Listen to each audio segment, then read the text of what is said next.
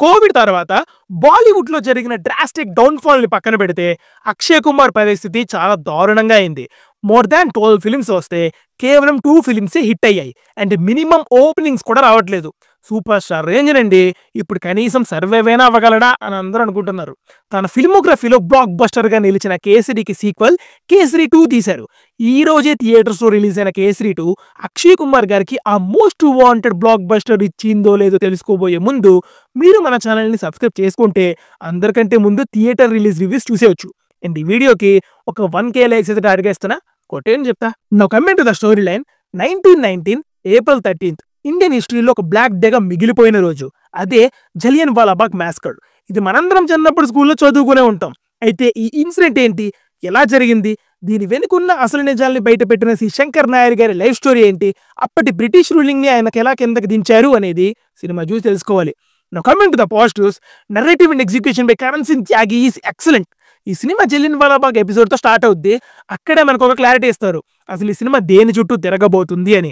ఆ ఇన్సిడెంట్ చుట్టూ ఎంత కాన్స్పిరసీ అయింది, దాన్ని బ్రిటిష్ గవర్నమెంట్ కప్పిపుచ్చడానికి ఏం చేసింది, దానికి ఆపోజిట్గా ఈయన ఒక్కడే నిలబడి ఎలా నిరూపించాడు, ఏ క్యారెక్టర్స్ ఇన్వాల్వ్ అయ్యాయి, వాళ్ళందరి బ్యాక్ స్టోరీస్ ఏంటి, అండ్ బ్రిటిష్ వాళ్ళు మనల్ని పాలించిన పద్ధతి డివైడ్ అండ్ రూల్, దాన్ని ఈ జలియన్ వాలాబాగ్ ఇన్సిడెంట్కి వాళ్ళ థాట్ ప్రాసెస్ ఏంటి, ఇలా ప్రతిదీ చాలా షార్ప్ అండ్ గ్రిప్పింగ్గా చూపించారు.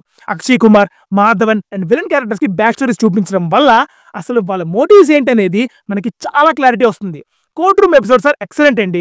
అక్కడ వచ్చే ప్రతి డైలాగు మనల్ని ఆలోచింపజేసేలా ఉంటుంది. ఆ ఎపిసోడ్ అంతా కలిపి ఒక ఎమోషనల్ హై ఇస్తుంది.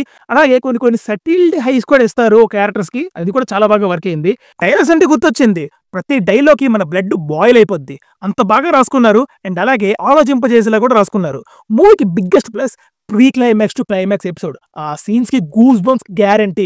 Especially get the fuck out of my country నరవడం and tribute to the untold heroes of India అనే కాన్సెప్ట్ ఎక్సలెంట్ గా వర్కౌట్ అయింది. ఎమోషన్స్ కూడా ఎక్కడ తగ్గలేదు. BGM is just outstanding. Court room లో ఉండే ఇంటెన్సిటీ కానీ, జలియన్ వాలాబాగ్ ఎపిసోడ్ లో బ్రుటాలిటీని కానీ, ఎస్పెషల్లీ ఎమోషనల్ సీన్స్ లో ఆ డెప్త్ ని చాలా బాగా ఎన్హాన్స్ చేసింది. Cinematography and production values are excellent. చాలా రియలిస్టిక్ అండ్ రిచ్ గా ఉంటుంది every frame. Comment the negatives, కొన్ని ఇంపార్టెంట్ సీన్స్ లో ఇంగ్లీష్ యాక్సెంట్ ని టూ మచ్ గా ఉంటుంది అనమాట.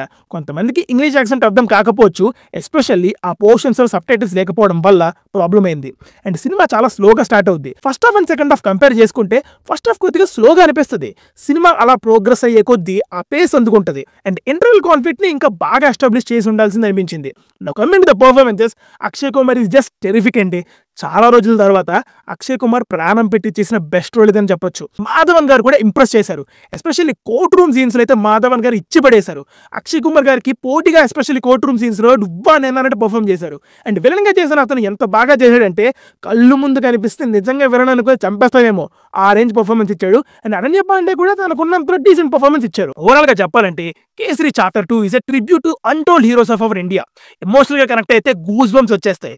రీసెంట్ గా చాలా బాగుందని విన్నారు కదా, అందులో చాలా ఫ్లాసే ఉంటాయి, బట్ ఇందులో అవి కూడా ఉండవు. అంత బాగా తీశారు. Definitely it's a worth watch Bollywood బొమ్మ. మీరు సినిమా చూస్తే ఎలా ఉందో కింద కామెంట్స్ చెప్పండి. అండ్ ఇంకొక విషయం ఏంటంటే, బాలీవుడ్ నుంచి మంచి సినిమాలు రావు అంటారు, మరి వచ్చింది, ఖచ్చితంగా వెళ్ళి చూడండి. అలాగే కామెంట్స్ లో మన second channel movies for you max link ఇస్తా, ఒకసారి చెక్ చేయండి. అక్కడ వీడియోస్ నచ్చితే మాత్రమే సబ్స్క్రైబ్ చేసుకోండి. Signing off team movies for you. Bye.